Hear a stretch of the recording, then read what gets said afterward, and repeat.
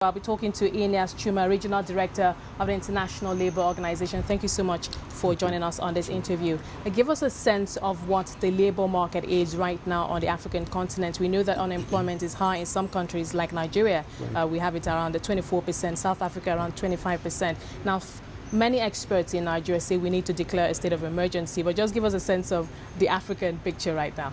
I think you're right, the rate of unemployment in Africa in general is huge.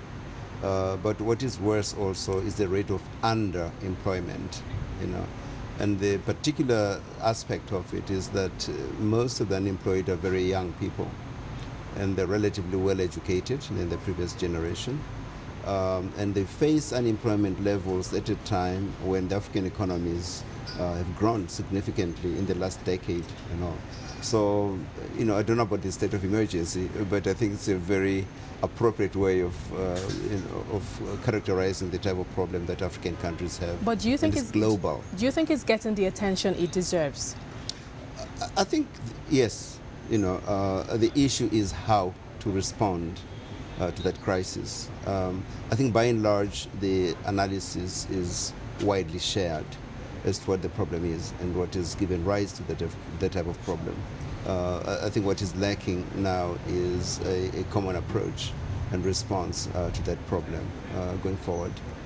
Now, many of the conversations we're going to hear here at the summit will revolve, of course, around inclusive growth, yes, jobs creation. Right. Now, in terms of the approaches specifically now, at the end of this three-day summit, what kind of approaches, perhaps more better than what we've seen in the past, are you expecting world leaders to deliberate on? Well, I'm hoping that there will be a general recognition of the magnitude of the problem.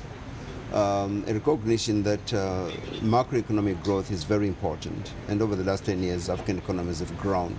The big debate is around what type of growth are we seeking here.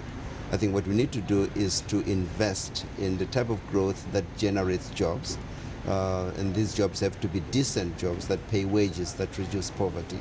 But we need to make special investments around the youth. Because the African population is very young, and very significantly young. And that can be approached as a tremendous resource, really, for a growing continent. But it also can threaten social stability. If you've got these large armies of young Africans, well-educated, able-bodied, willing to work, and they're not given opportunities, essentially, and they really don't have an optimistic view of the future in terms of employment opportunities, that can threaten social stability and peace. So we need concrete measures on investment. We need concrete measures on also industrialization, of Africa, because that's where the good jobs are. What about innovation? Because I hear analysts say, look, we are creating jobs. What kind of jobs are we creating? Right. Are we creating mediocre jobs? Right. Are we getting our youth to be innovative in their thinking, right, to be problem solving, right, thinking outside of the box? Yeah, right. I think the approach has to be multi-dimensional.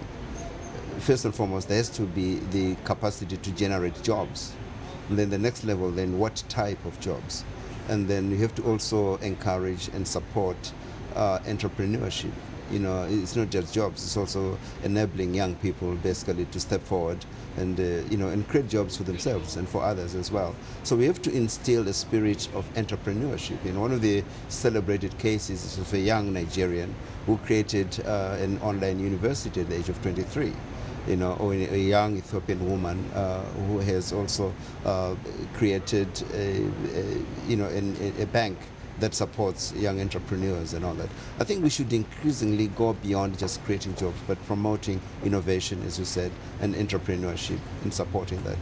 And there's a tendency to think that only the government can do that, or only the private sector can do that. But that's actually what's going on in Nigeria. Right. We know that the federal government keeps calling on the private sector, right, but for Nigeria now, right, the federal government is actually in the forefront. We have a couple of programs, government-led, yes, creating jobs. But right, that is what brings up the criticisms on the issue of what kind of jobs are we creating? Why don't right, we get more of the private sector in, yes, to help drive these jobs, not the fiscal authorities? Right. I think it has to be a partnership, frankly. The government has tremendous responsibilities to create an enabling environment under which entrepreneurs and investors thrive. But the private sector also has to respond going forward. And I would go further. and say, from the ILO perspective, we believe that you must also bring in the representatives of the workers' organizations, so that they can contribute also to policy making and support policies that in fact result in the creation of jobs, and jobs that or growth that is rich in jobs going forward. Finally, one last question. How would you score African policymakers in terms of how they implement policies that they come up with? You know, we have all these summits, especially the World Economic, like the World Economic Forum, and some critics have said that, look, we have gotten so used to telling the African growth story, but we don't focus so much on implementing the things that we talk about when we go away. So moving beyond the rhetorics. Can we actually do what we know that we must do? I think we can and we must, as you say. I think by and large, African governments and African countries have been slow on implementation. I think by and large, all countries now have capacity to develop long-term visions, to develop 5-year plans, to develop industrial plans, investment plans. I think the challenge has been implementation. And this is the type of implementation that is long-term, really. It's not something that you do in a couple of years, protracted and long-term.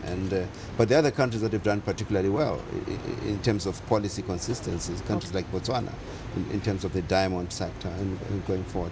So my impressions are that there are bright sides to it, but there's a lot that needs to be done in terms of the implementation. All right, thank you, Aeneas Chuma, for talking to us.